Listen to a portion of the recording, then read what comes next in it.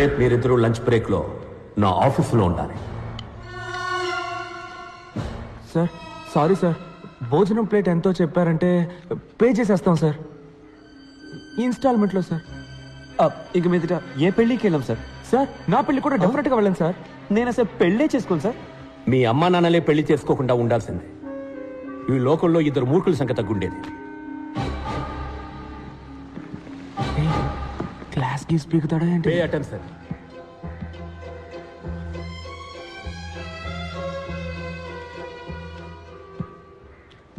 ఇది మీ ఫ్రెండ్ పంచబట్ల సారంగపాణి నాన్నగారి monthly income 2.5 కోట్లు. 1 సున్నా, 2 సున్నా, ఇంకొక సున్నా తీస్తే వెంకట్, ఇది మీ నాన్నగారి మంత్లీ ఇన్కమ్. ఇంకొక సున్నా తీస్తే ఇది మీ పేరెంట్స్కి వచ్చే మంత్లీ పెన్షన్. నిఖిల్,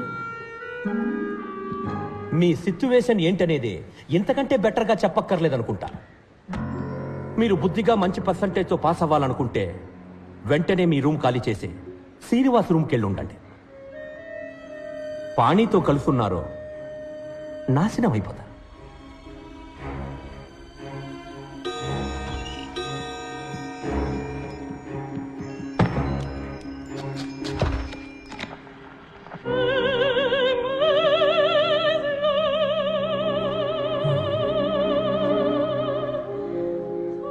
ఏంటన్నా సేవ్ చేసుకుంటారా? వద్దు సార్. Then get lost. దీన్నే విభజించి పాలించడం అంటారు. వైరస్ మన ఫ్రెండ్షిప్ ని విడదీయాలని చూస్తున్నాడు. నువ్వేం భయపడకు. భయపడి తీరాలి, ఎందుకంటే ఆయనే మనకు మార్క్స్ వేసేది. మంచి మార్క్స్ రాకపోతే మంచి ఉద్యోగం రాదు. మా నాన్నేమి మీ నాన్నలాగా డబ్బున్నాడు కాదు, ఫ్యూచర్ గురించి బాధపడకుండా ఉండడానికి. రే, ఎందుకురా ఇలా భయపడేసేస్తావు? మరి వాడు ఏం చెప్తే అది ఫాలో అవ్వమంటావా? ఆలస్వాలు అని నువ్వు కంటే వాడికి భజన చేయి, నా వల్ల కాదు. రే, నువ్వు లిమిట్ క్రాస్ చేస్తున్నావు. లేదురా, లిమిట్లో ఉందాం అంటున్నాను. మా ఫ్యామిలీ నన్నే నమ్ముకొని ఉంది. మా అమ్మకు వచ్చే పెన్షన్ మా నాన్న మందులకే సరిపోతుంది. 50 సవలైనా లేకపోతే మా అక్కకి జీవితంలో పెళ్ళయ్యేలా లేదు. మా అమ్మ మంచి చీర కట్టుకుని 5 ఏళ్ళు అవుతుంది తెలుసా. మదర్ తెరీసా జీవితాంతం తెల్ల చీర కట్టారంట తెలుసా. మా ఫ్యామిలీ కష్టాలు మీకు కామెడీగా ఉంది కదా. రే నిఖిల్, మనం చదువుకోవాలి, పాస్ అవ్వాలి నిజమే. అందుకని మార్క్స్ కోసం మంచి జాబ్ కోసం చదివే ప్రయోజనం లేదురా. చదువు అనేది జ్ఞానాన్ని పెంచుకోవడానికే. గెలుపు వెనకాల పరిగెత్తకు. నీకు నచ్చిన వృత్తిని ఎంచుకో, అందులో నువ్వు బెస్ట్ అనిపించుకో, సిన్సియర్గా పనిచేస్తూ ఉండు. గెలుపు ఆటోమేటిక్గా నీ వెంట వస్తుందని స్వామీజీ చెప్పారు. ఏ స్వామీజీ చెప్పాడు? పాణి ఆనంద స్వామీజీనా? ఏంటి మెసేజ్లు ఇస్తున్నావా? రే నిఖిల్, రే నిఖిల్, టెన్షన్ పడకరా, మనం తప్పకుండా పాస్ అవుతాం. Nothing is impossible. Nothing is impossible. ఇదిగో దీన్ని మళ్ళీ ఇందులోకి ఎక్కించు. Nothing is impossible. ఇది ఎలా? బ్రిటిష్ వాళ్ళ నుంచి తప్పించుకున్న ఇండియా మన పొలిటీషియన్స్కి దొరికిపోయినట్టు నిఖిల్ మాకు దూరంగా ఉండాలనుకుని శ్రీనివాస్కి బలైపోయాడు. శ్రీనివాస్ని మేమంతా సైలెన్సర్ని పిలిచేవాళ్ళం. ఎందుకంటే జ్ఞాపక శక్తి పెంచుకోవడానికి జ్ఞాన శుద్ధి చూర్ణమని అదేదో తెగ తింటుండేవాడు. అది తినేసి వాడేసే సైలెంట్ బాంబ్ స్మెల్ ఉందే, హబ్బబ్బా, దానికన్నా డ్రైనేజ్ కంపే బెటర్.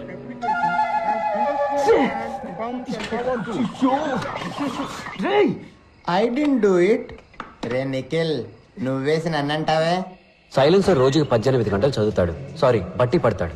అయినా ఇంకెవరైనా ఫస్ట్ వస్తారన్న భయంతో ఎగ్జామ్ కి ముందు రోజు రాత్రి వాళ్ళ వీక్నెస్ తోటి ఆడుకుంటాడు. ఎగ్జామ్ లో ఫస్ట్ రావడానికి వాడికి తెలిసిన 2 రూట్లు. 1, తనకి ఎక్కువ మార్క్స్ వచ్చేలాగా చదవడం. 2, మిగతా వాళ్ళకి తక్కువ మార్క్స్ వచ్చేలాగా చేయడం. సైలెన్సర్కి బుద్ధి చెప్పడానికి, నిఖిల్ని కాపాడడానికి పాణి ఒక ప్లాన్ వేశాడు. మన కాలేజీ ప్రిన్సిపల్ సంస్కరించడంలో రారాజు. సంస్కరించడం అంటే ఏమిటి? అర్థం తెలుసా? చెప్పు. అర్థం తెలియకపోయినా నేను బట్టి పట్టుకెళ్ళను, చెప్పు. అయితే పట్టు. ఆ సంవత్సరం టీచర్స్ డే ఫంక్షన్ కి శ్రీనివాసే వెల్కమ్ అడ్రస్. వైరస్ ని ఇంప్రెస్ చేయడానికి అచ్చ తెలుగులో స్పీచ్ రాసిమ్మని లైబ్రరీయన్ బోస్ని అడిగాడు.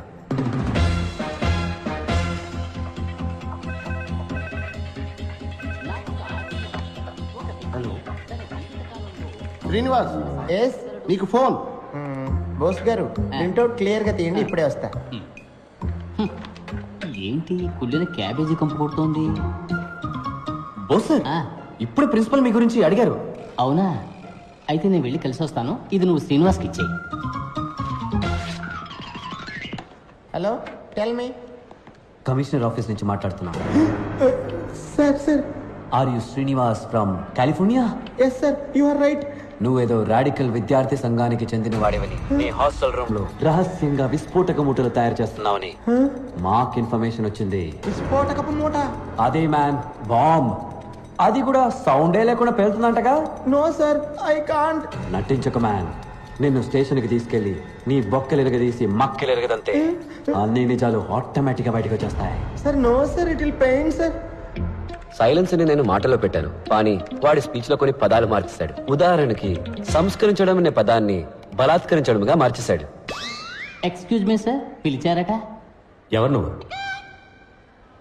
Bose, librarian, permanent staff sir. Congratulations.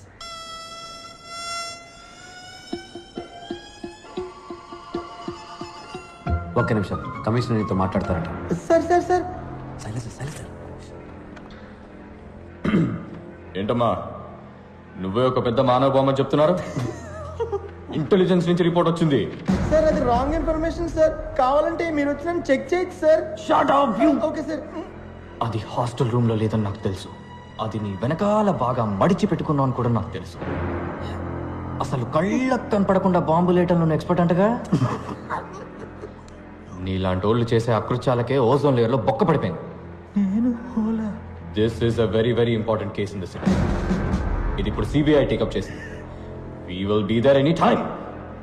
అంతవరకు నువ్వు కాలేజ్ హాస్టల్ వదిలి ఎక్కడికి వెళ్ళకూడదు. మీరు ఎవరో అనుకుని నాకు ఫోన్ చేశారు.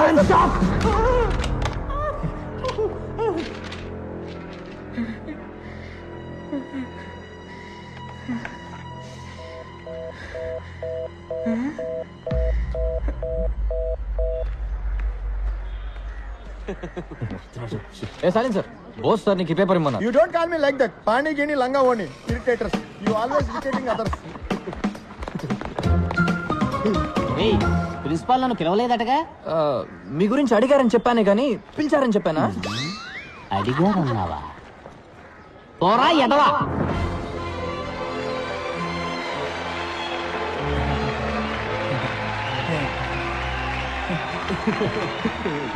మాన్యశ్రీ మంత్రివర్యులకు, గౌరవనీయులైన ఉపాధ్యాయులకు, విద్యార్థిని విద్యార్థులకు హృదయపూర్వక వందనాలు.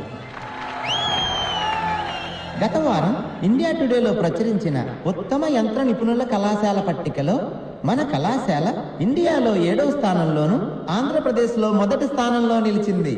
ఇంతటి గౌరవానికి ఒకే ఒక్కరు కారణం. వారే మన సంచాలకులు శ్రీ విరూపాక్ష సుందరం గారు. సార్, గొంతు మాత్రమే వాడిది, మోటార్ని నావే. గడిచిన 32 ఏళ్లగా ఈ కళాశాలలో పలు విద్యార్థిని విద్యార్థులు మాటలకు అందని రీతిలో వీరిచే బలాత్కరించబడ్డారు.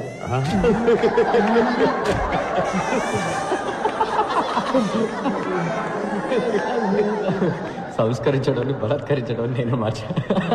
ఇంకా ఎంతో మంది వీరిచే బలాత్కరించబడ్డారు. నాకు ఒక ఆశ్చర్యం, ఒక మనిషి తన జీవిత కాలంలో ఇలా ఎంతమందిని బలాత్కరించగలడు? అంత సామర్థ్యమా? అంత బలమా? తన యుక్త వయసు నుంచే పలు రకాల పుస్తకాలు బట్టి పట్టి పలు పలు విషయాలు సంగ్రహించి వారిని దీనికోసమే బలిష్టంగా తయారు చేసుకున్నారు. మనమందరం వారినే ఆదర్శంగా తీసుకుందాం.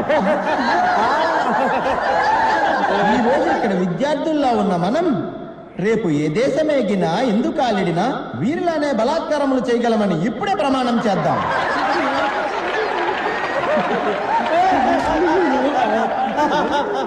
ఐఏసీ విద్యార్థులంత బలంగా ప్రపంచంలో ఏ విద్యార్థి బలాత్కరించలేడు అనే నిజాన్ని నిరూపించి చూపిద్దాం. శ్రీనివాస్, ఈ గొప్పతనమంతా మన బలాత్కార భీముడు, ఈ కళాశాల సంచాలకులు శ్రీ విరూపాక్ష గారికే చెందుతుంది. బలాత్కార భీముడు విరూపాక్ష రెండోసారి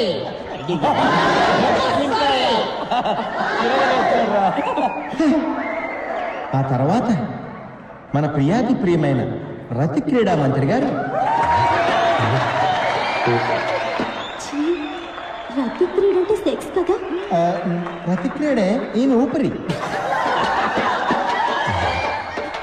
చూసా, క్రీడ రతి క్రీడ అయింది. రతి క్రీడ కోసం అత్యున్నతమైన వక్షాలు కలిగిన వారు వీరు. లక్ష్యం వక్షం అయింది. వక్షం అంటే లేడీస్ దగ్గర బ్రతకుండా. ఏంటి మీరు భాష ఇంత అసహ్యంగా మాట్లాడుతున్నాడు? ఏ రతి క్రీడా మంత్రి వర్య, మీ వక్షాలను మా బలాత్కార భీముల వారు ఎల్లప్పుడూ గమనిస్తూనే ఉంటారని తెలుసుకోండి.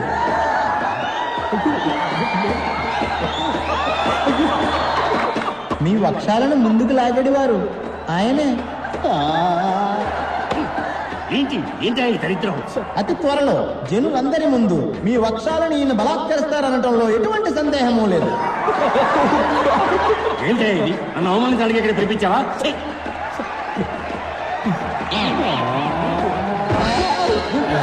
ఈరోజు మన అధ్యాపకులకు దినం. గురు బ్రహ్మ గురు విష్ణు గురుదేవో మహేశ్వర. మనకి విద్యను నేర్పించి మనుషులుగా తీర్చిదిద్దిన అధ్యాపకులకి మన దుర్వాసన చూపించడం మన కర్తవ్యం. సైలెన్సరా మజాక ఎవరిని వదలట్లేదురా. విశ్వాసం దుర్వాసన అయింది. దుర్వాసన ఎలా చూపించగలము? ఎక్స్పర్ట్ చెప్తున్నాడు విను. దుర్వాసన 4 రకములు. కర్మ కర్మ ఏమిటి వాగుడు? దఠం బఠం భయం నాస్తి. ప్రియాకారం అల్పఘోరం. తుస్సాకారం మహాఘోరం. నిశ్శబ్దం సంకుటం.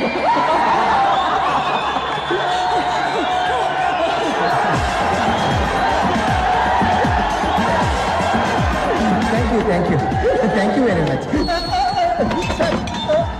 Sir. What wrong I did sir? Sorry sir, anything wrong? అర్థం తెలియక బట్టి పడితే ఇదే జరుగుతుంది. రే, ఈ రోజు నువ్వు పట్టే బట్టి 4 సంవత్సరాలే కాపాడుతుంది, అని తర్వాత 40 సంవత్సరాలు నువ్వు బలాత్కరిస్తూనే ఉంటుంది.